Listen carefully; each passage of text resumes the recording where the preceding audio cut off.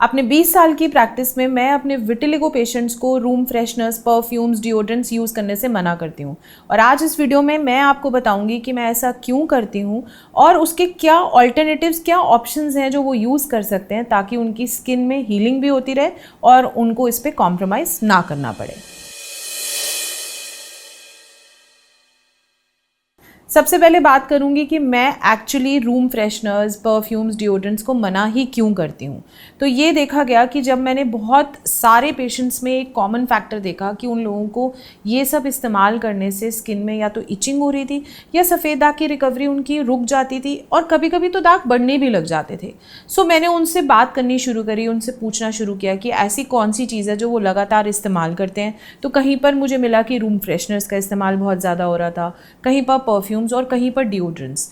और कई बार ये भी देखने को मिला कि जो एक स्पेसिफिक एरिया जहाँ पर परफ्यूम्स या डिओड्रेंट्स यूज़ किए जा रहे थे वहीं पर सफ़ेद दाग शुरू हो रहा था, जिसको हम कहते हैं कॉन्टैक्ट ल्यूकोडर्मा, कि केमिकल के संपर्क में आने से होने वाला ल्यूकोडर्मा। अब रूम फ्रेशनर एक ऐसी चीज़ है जो कई बार ध्यान भी नहीं जाता, पूरे घर में यूज़ हो रही होती है।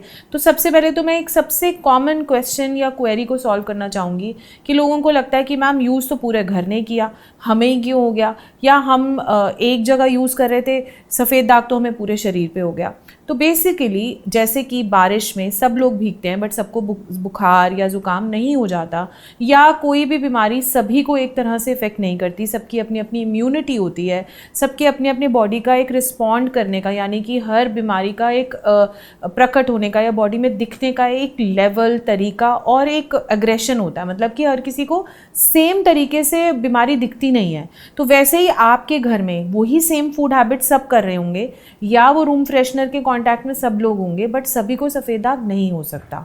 बट अगर आपको सफ़ेद दाग हो गया है, अगर आपको इचिंग की शिकायत रहती है, तो आपको एक प्रिकॉशन, जहाँ आप इतने ले रहे हैं वहाँ पर एक प्रिकॉशन ये भी लेना है कि इन सब चीज़ों से आपको बच के रहना है। अब प्रॉब्लम वही केमिकल्स की है कि इन सब चीज़ों में केमिकल्स रहते हैं और बहुत ज़्यादा सिंथेटिक केमिकल्स रहते हैं जो कि आपकी स्किन को नुकसान पहुंचा सकते हैं। अब बात आती है कि फिर इसका ऑल्टरनेटिव क्या है, हम इसकी जगह लगाएं क्या या यूज़ क्या करें। क्योंकि रूम फ्रेशनर तो हम कई बार खुशबू के लिए यूज़ करते हैं, कई बार कोई घर ऐसा होता है जहाँ पर वेंटिलेशन यानी कि खुली हवा नहीं है तो थोड़ा घुटा घुटा फील होता है, या कोई स्पेशल ओकेजन होता है तो हम रूम फ्रेशनर का इस्तेमाल करते हैं। तो इन सब का ऑल्टरनेटिव क्या है? सो मैं ये बता दूं कि आयुर्वेद में गंध, खुशबू, फ्रेग्रेंस, इन सब को लेकर बहुत डिटेल में बात की गई है।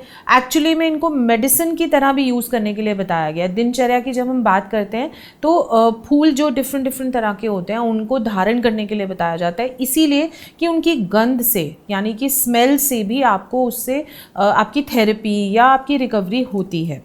तो खुशबू को यूज़ करने का रीज़न तो यही था, पर्पस तो यही था कि आपकी बॉडी में कुछ हीलिंग हो, कुछ बेनिफिट हो। बट केमिकल्स के चलते और बदलते समय के चलते आपकी स्किन पे उसके साइड इफ़ेक्ट्स दिखने लगे हैं। सो करना कुछ नहीं है, हमें बैक टू बेसिक जाना है, बैक टू वही चीज़ें इस्तेमाल करने पे जाना है जो एक्चुअली ग्रंथों में लिखी गई हैं या एक्चुअली आपके दादाजी या आपके पुराने टाइम में जो घरों में इस्तेमाल होती थी। तो उन्हीं में सबसे पहले तो आता है कि या तो डायरेक्टली फूलों का इस्तेमाल किया जाए। घर में आप फूल इस्तेमाल कर सकते हैं, चाहे वो खुशबू वाले जितने भी फूल हैं। पहले तो प्लांट्स होते थे घरों के बाहर, तो चमेली का जो एक प्लांट है वो इतनी अच्छी, रात की रानी का एक प्लांट होता है जो कि बहुत खुशबू देता है। तो या तो प्लांट्स अपने घर के आसपास अगर आप लगा सकते हैं तो बहुत अच्छी बात है, अगर नहीं लगा सकते हैं तो घर में इस्तेमाल कर सकते हैं प्लांट्स का, फ्रेश फ्लावर्स का यूज़ कर सकते हैं। उसके बाद आता है गुलाब। गुलाब के जो फूल हैं वो भी बहुत अच्छी खुशबू देते हैं, तो वो भी आप इस्तेमाल कर सकते हैं। उसके बाद आता है चंदन।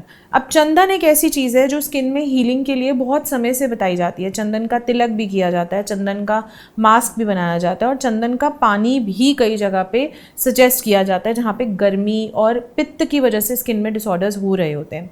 सो ये 3 ऐसे खुशबू वाली चीज़ें हैं जिनको आप चाहे फ्रेश यूज़ कर लीजिए, चाहे आप इनसे बनी हुई परफ्यूम्स या रूम फ्रेशनर्स जो कि आजकल मिलते हैं मार्केट में, जो केमिकल वाले नहीं हैं, हर्बल कंपनीज़ बना रही हैं, आयुर्वेदिक कंपनीज़ बना रही हैं, आप उनका इस्तेमाल कर सकते हैं।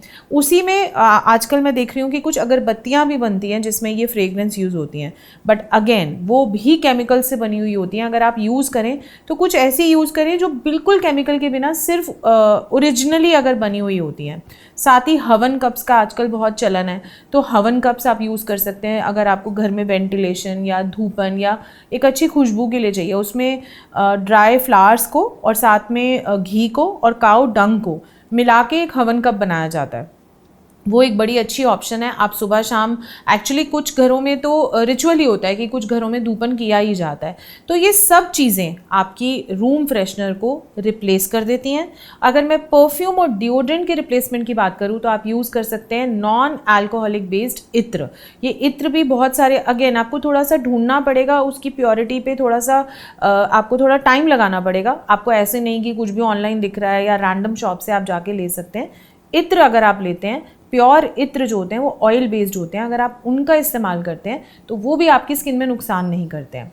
सो आज मैंने डिस्कस किया रूम फ्रेशनर, परफ्यूम्स और डिओड्रेंट्स कि वो कैसे आपकी विटिलिगो की रिकवरी को ख़राब कर सकते हैं और क्या ऑल्टरनेटिव्स उनके लिए हैं। अगर इसके बाद भी कोई क्वेश्चन या कोई ब्रांड जिसके बारे में आप मुझसे जानकारी चाहते हैं, कॉमेंट बॉक्स में ज़रूर लिखें, मैं रिप्लाई करूँगी।